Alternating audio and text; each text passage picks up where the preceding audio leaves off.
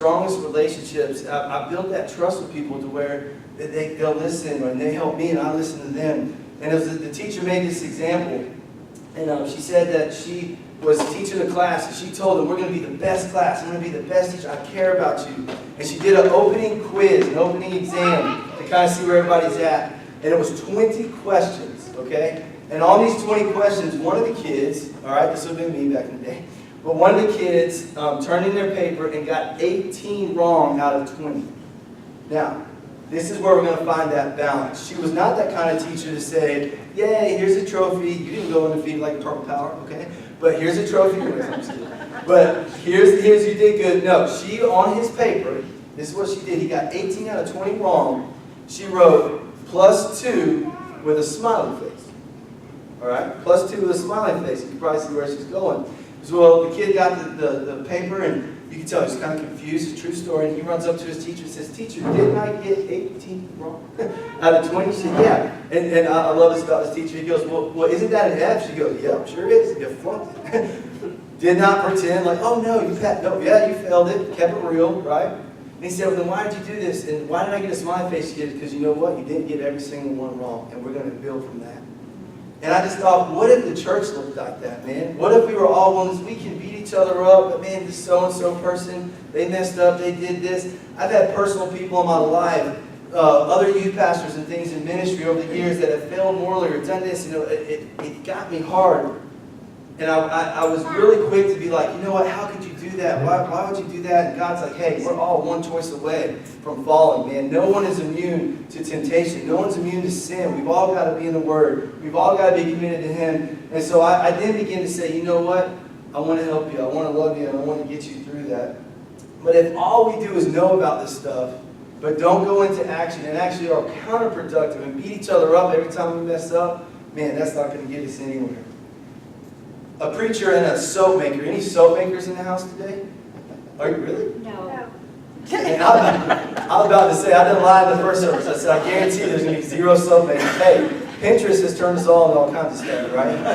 We can make soap, lotions. I was cleaning out my house yesterday, like our room a little bit and stuff, and one of Hope's cousins makes stuff, and I saw this little stuff, and it was like stress reliever, like lotion stuff, and I'm like, man, you can make anything these days, right? But here's the thing, a soap maker and a preacher went for a walk one day at the park and studied the people who had come out to enjoy the warm summer day. After going about a mile along the path, the soap maker suddenly turned to the preacher and said to him, preacher, what good is religion? Think about that. Has anybody ever asked you that? Really? What good is church? What good does Lifespring do? What good is religion? What good is religion? Look at all the trouble and misery that exists in the world. There is still such sin and sadness, even after so many years of teaching and preaching about goodness and truth and peace. If religion is good and true, why would this be? Man, I've been asked this before. Why do bad things happen? Why do bad things happen to good people? Why do bad things happen, period? If God was really a God of love, or if religion was really doing any good, if church was doing any good, why would there still be so much brokenness? Why would there still be so much sadness, so much shame, so much sin? It's an honest, legit question. I've asked it too. The preacher said nothing. Any preacher that doesn't respond right away, that's a good preacher right there, okay? Doesn't say anything. They continued walking, him and the soap maker, until the preacher happened to see a child playing in the dirt. If you've got kids, you know what this picture's going to look like. The preacher said to the soap maker, look at that child. You say and you make soaps that help make people clean. But see the dirt on that boy? Of what good is soap? With all the soap in the world, over all the years, the child is still filthy. I wonder how effective soap really is at all. Now, as you can imagine, he's talking to a soap maker, all right? I don't know if you've been around any of those, but they can get pretty defensive when you talk about soap, okay? And so this soap maker's like, hold on, you talking about soap? I make that for a living. It's good stuff. So he gets a little defensive. I wonder how effective soap is after all. The soap maker protested and exclaimed to the preacher, but preacher, man, everybody go ahead and say, because it's going to be good. But preacher, soap cannot do anything unless it is used. And the preacher nods and says, exactly. unless we take this thing called faith, unless we take God's word and live by it and put into action, we are going to have a weak foundation. God is not a genie in a bottle, all right? Christina Aguilera, what? He is not somebody. Some of you are like, who's that? Y'all don't even know, do you? You do? Okay, good. All right, I was like, getting really old here. He is not going to just snap his fingers. We have to practice what we preach. We have to spend time. Just as a dirty kid without soap, it's not that the soap is bad or the soap is useless. If they don't apply it and use it, then it's not going to do what's supposed to be done. Here's the fact. What causes a weak foundation? Actions against God. If you are literally doing things that don't please God, if you are literally living in sin and doing things that are wrong, or if you're not doing any godly actions at all, if you're just kind of stagnant and not doing anything for Him, this is going to lead to a weak foundation. But the good news is we're not called, and some of us do this. If we're real, everybody say keep it real. If we're real, then I think sometimes the church can be guilty of this. We may look at someone and say, that sin is wrong, good luck, man, figure it out. Or whatever. And God's like, no. That's not what we're called to do. This is what He says. Give them a message. Don't condone it. Don't give them a false hope or a false teaching, but let them know, yeah, you know what? Maybe this way is not the way that's pleasing to God. But over time, if you'll start to turn things around, if you are still here today, if you can hear what I'm saying, it's not too late. You're going to hear that a lot today. And what He wants us to know is, yes, it's going to take a lot of time. I want you all to know that.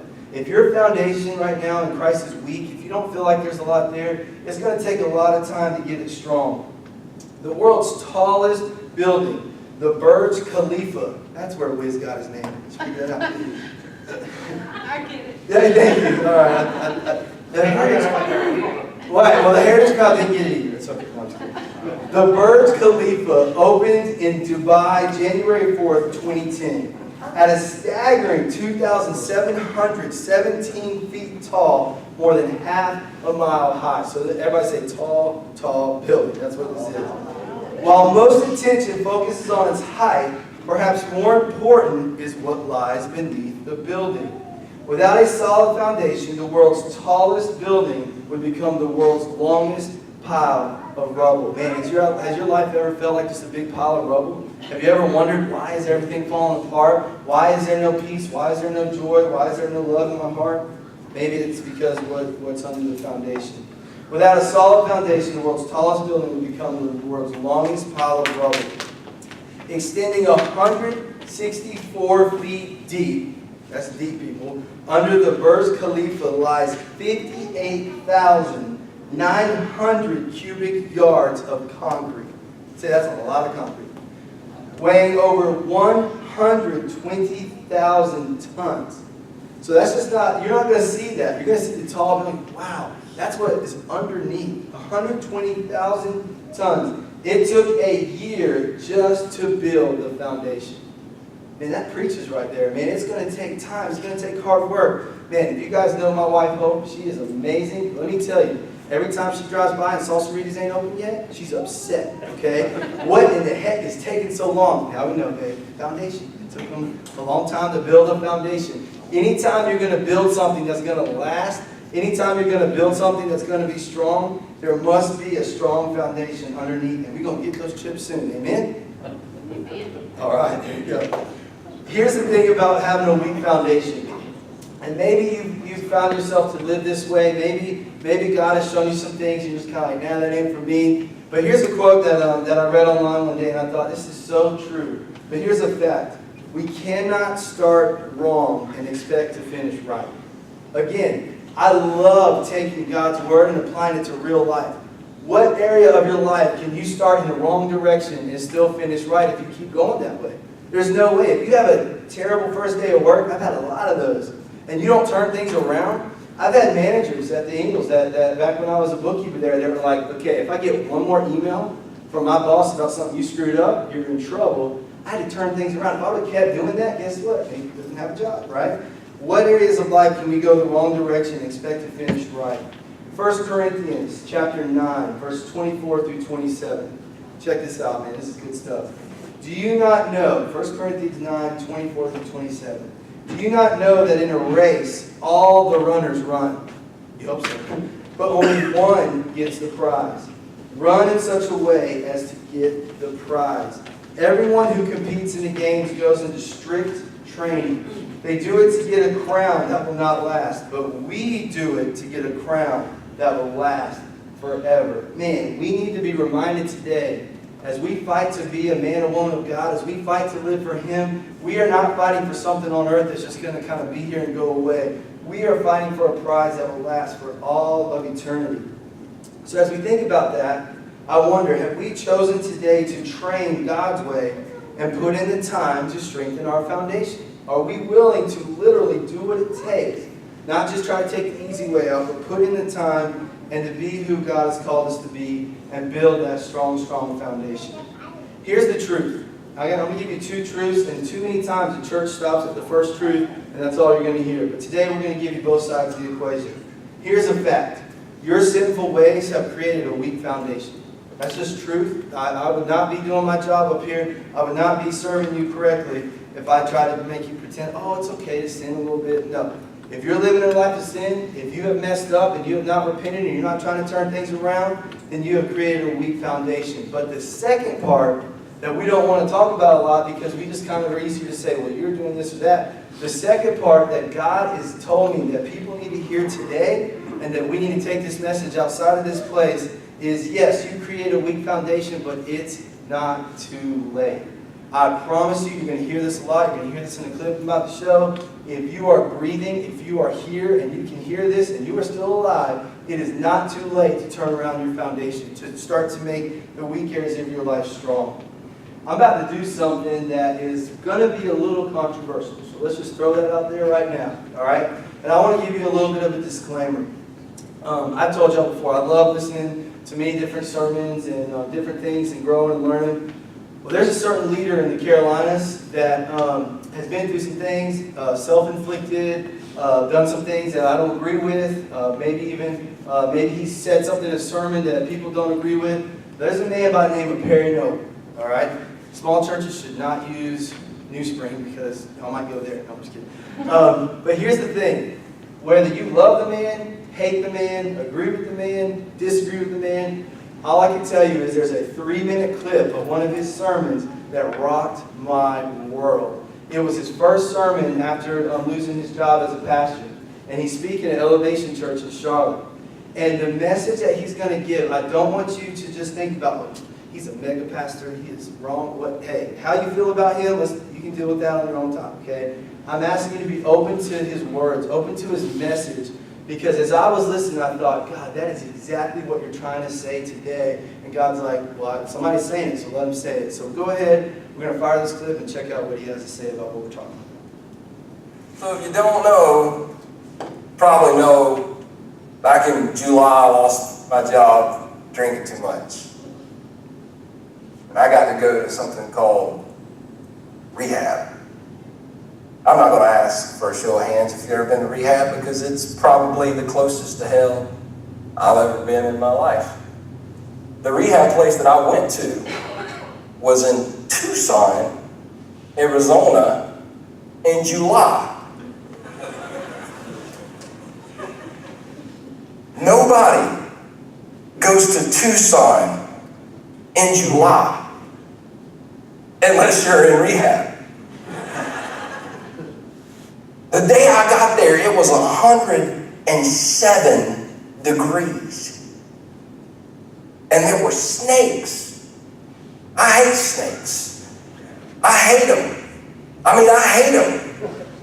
Not more than spiders, and there were spiders everywhere, tarantulas. I had a friend that he was out talking on the phone because they let us use the phone, and he wasn't paying attention. He sat on the ground, and a tarantula crawled up his short leg.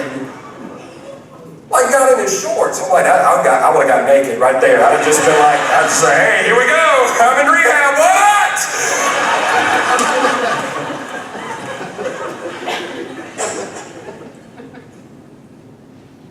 I had some friends come to me one night. I'm sitting in the lodge, like, hey man, you want to go with us? You want to go with us? I was like, what are we going to do? And we're going to go look for tarantulas. I'm like, I'm not going to tell you what I said. I told them no.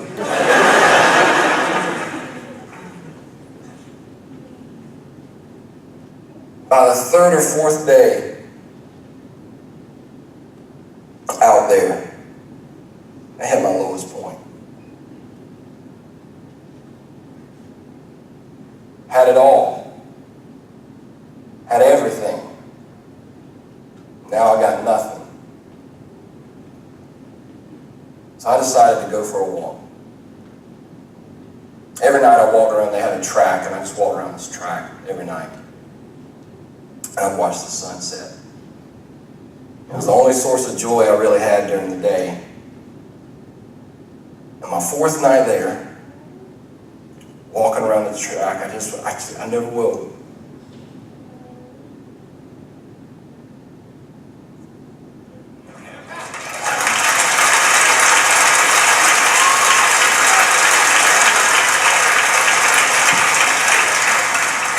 Never will forget watching the sunset. And it's the closest I've ever came to hearing God audibly. But God whispered to me, I'm not finished with you yet.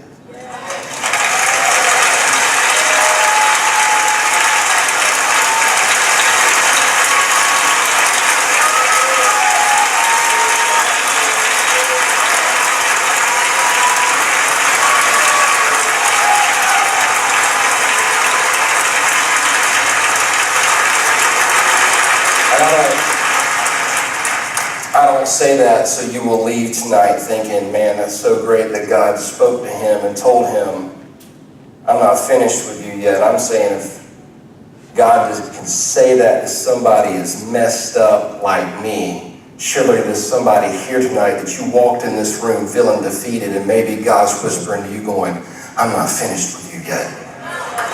Because see, I believe we have a God that can still do the impossible. I believe we have a God that can still make the sun stand still. I believe we have a God who can do greater things than we can imagine. I believe we have a God that can crash the chatterbox of the enemy. I believe we have a God who calls the unqualified and then qualifies the people that he called. And I'll say it again. If you're not dead, then God's not done. He still has a hope and a plan and a future for your life, and that's something we can celebrate. I see a cloud beginning to gather. I see a cloud beginning to form. Open up the window and receive God's grace tonight. You guys, let's bring it out. Let's sing. We receive your name.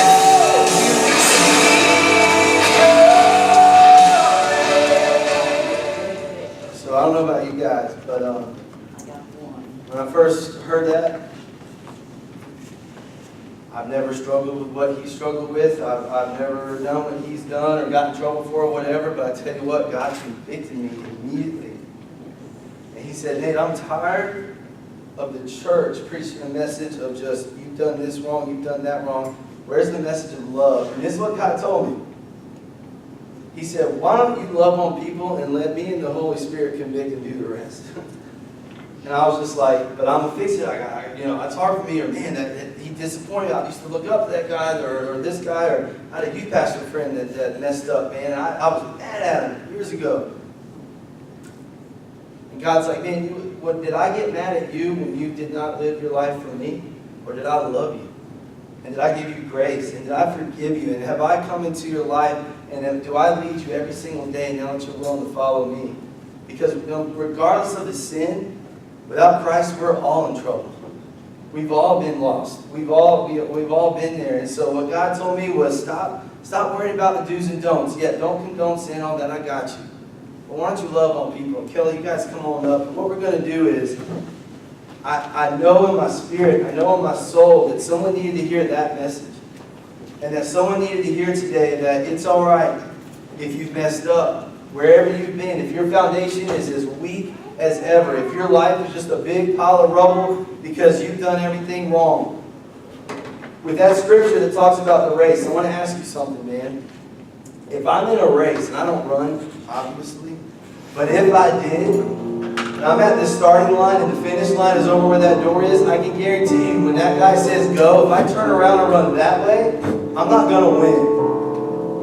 And I think when we are around people that have been running the wrong way, we kind of want to say, man, you're over there, I got to go this way. Well, God is saying, why don't we go meet them right where they're at? And why don't we put our arm around each other and say, hey, let's go this way together.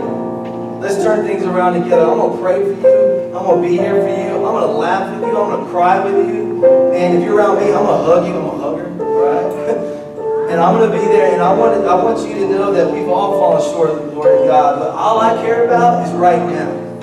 All I care about is the moment. In this moment, are you willing to take that weak foundation of sin and turn it around? If you are, let's go. If not, I'm still going to be here for you. And I'm still going to worship with you. I'm still going to love on you. And I'm still going to give the message that God has given me to give. Because I guarantee you, people don't need to continually be reminded of everything they've done wrong, but they need to be shown how to do things right. And I believe that's what God has called us to do. And so I'm just going to ask you today, if you feel like your foundation is weak, man, I want you to do what you got to do to pray. I want you to do what you got to do to talk to somebody. We do this here a lot. If you want to pray by yourself during this song, that's a special song in the life of our church, I want you to come over here and pray. If you need to pray with somebody, if you need somebody to put their hands on your back and pray with you, come on over here. If you need to kneel in your seat, go where you got to go. Do what you got to do. We just want to create a moment for you to connect with God and be real and honest with Him. And we have an awesome opportunity. Our very own Becky wrote the song that we're about to sing. No one else in the world is going to sing this song today. And God has ordained this song and ordained this moment for you. For me to be able to say, God, let time stand still. Let me just be still and acknowledge that I love you and that I need you.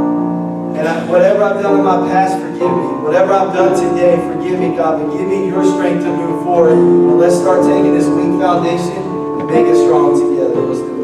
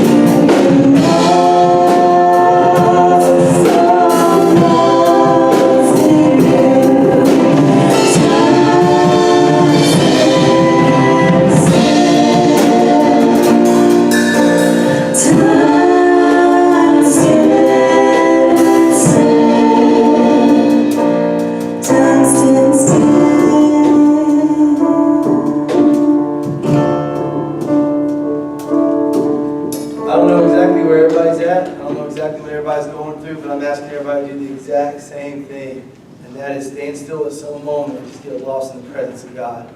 And allow Him to expose the things that need to be worked on, allow Him to show us and encourage us the things we're doing right. And I want to see us do that together. I don't want it to be a lonely island thing. I want us to partner together, to friend each other, and to get through this thing. I'm also asking you not to get mad because I showed a Perry Noble clip and come back.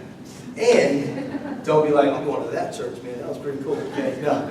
But we just want, like I said, you all to have these opportunities. And I know right there where you're at, I know at some point during this week, some point today, God is going to speak to you and say, I am not finished with you yet. Keep going. Turn around. Keep going forward. Whatever you've got to do, I am not finished with you yet. I'm glad He's not finished with me. How about you? So let's go ahead. We're going to fellowship up. We're going to hang out together. We're going to do our picnic here. We want you guys to stay and enjoy and get to know each other a little bit better. And we'll throw some tables in here and have a good time. So you guys are dismissed. Be praying for us at Kids Camp next weekend. And y'all come back here same time, same place. Peace out.